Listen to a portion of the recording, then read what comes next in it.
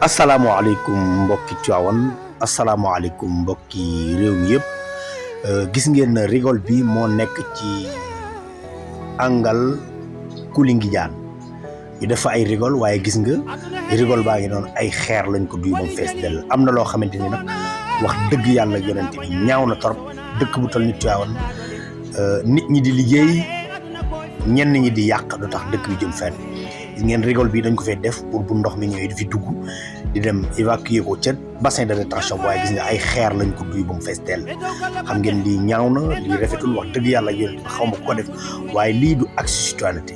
sérieusement parler il a fallu que nag nit ñi di suivre ñi nga xam ñooy def acte de vandalisme yi ñu wax ak ñoom vraiment jàpp leen corriger leen parce que lii ñaaw na trop xoolal xeer yi nga xamante ni moom la ñuy génne foofu xoolal lii nga lii ñaaw na xam nga xeeti xeer yi dugalul seen bopp ci biir kii bi jàpp naa ni xeer yi moom ay nit ko fa dugal lii nag moom ñaaw na trop bu ñuy defar mbir pour mu baax nga xam bu tawee ñu bari mën cee loru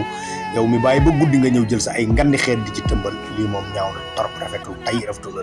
bu dee politique jaru ko bu dee leneen ak leneen jaru ko ndax Tivaouane ñoo ko bokk benn bopp la kenn mënu koo xar jaar alxaji mbég jëm ak Mame Ndokh TV jërë ngeen jëf